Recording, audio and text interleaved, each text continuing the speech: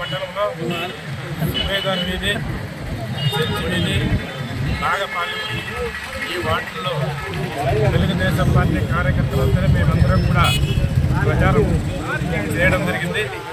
ఎక్కడ చూసినా ప్రజలు పూర్తిగా నీళ్ళు లేక, డ్రైనేజ్ లేక, ఎక్కడ చూసినా ఈ పుంగనూరు పట్టణంలో పూర్తిగా ఈ మంత్రి ఏమి ఒక్క కార్యక్రమం కూడా చేపట్టకుండా ఆయన స్వలాభం కోసము, ఆయన స్వార్థం కోసము పనులు చేసుకున్నాడు. కానీ లోపల పట్టణంలో ఎక్కడ చూసినా డ్రైనేజ్ ప్రాబ్లము, రోడ్ల ప్రాబ్లము, నీళ్ల ప్రాబ్లంతో కొట్టిమిట్టాడుతున్నారు ప్రజలు.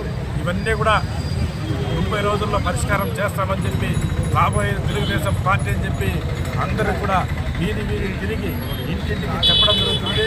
అదేవిధంగా ఎన్నో ఏళ్ల తరబడి ఇక్కడ 30 సంవత్సరాలుగా ఈ నాగపల్లి మునప సర్కిల్లో చాలా పేదవాళ్ళు కూరగాయలంగళ్ళు, పండ్లంగళ్ళు దోపిడి పడుతున్న 30 సంవత్సరాలుగా జీవిస్తుంటే వాళ్ళకి ఎలాంటి నోటీస్ ఇవ్వకుండా ఇక్కడ ఉన్న చిన్న చిన్న షాపులు రాత్రికి రాత్రి ధ్వంసం చేసి జేసీబీ కొట్టి వాళ్ళకి నష్టపరిహారం కూడా ఇవ్వకుండా వాళ్ళు రోడ్లపై వేశారంటే ఇప్పుడున్న మున్సిపల్ కమిషనరు రాబోయే కాలంలో ఆయన ఈ నష్టపరిహారం కాదు, ఆయన దీనికి మూల్యం చెల్లించుకోవాల్సి వస్తుందని తెలియజేస్తున్నాం. ఎక్కడ చూసినా ఇప్పుడు చూస్తూ ఉన్నారు, ఇక్కడ డ్రైనేజ్ కడుతున్నారు, రోడ్డు వెడల్పు నడుతున్నారు. నేను ఒక్కటే అడుగుతాను, మంత్రి నీ ఎంపీ కాడ నువ్వు రోడ్డు వెడల్పు చేసినావా?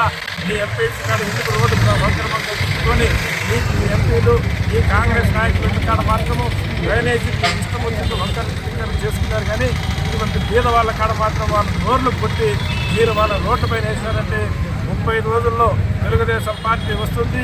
ఇక్కడ పుంగనూరులో తెలుగుదేశం పార్టీ జెండా ఎగరేస్తాం. ఈ రాష్ట్రానికి చంద్రబాబు నాయుడు ముఖ్యమంత్రి అవుతాడు. ఇదే సర్కిల్లో వచ్చి సాంస్కృతిక చేద్దామని చెప్పి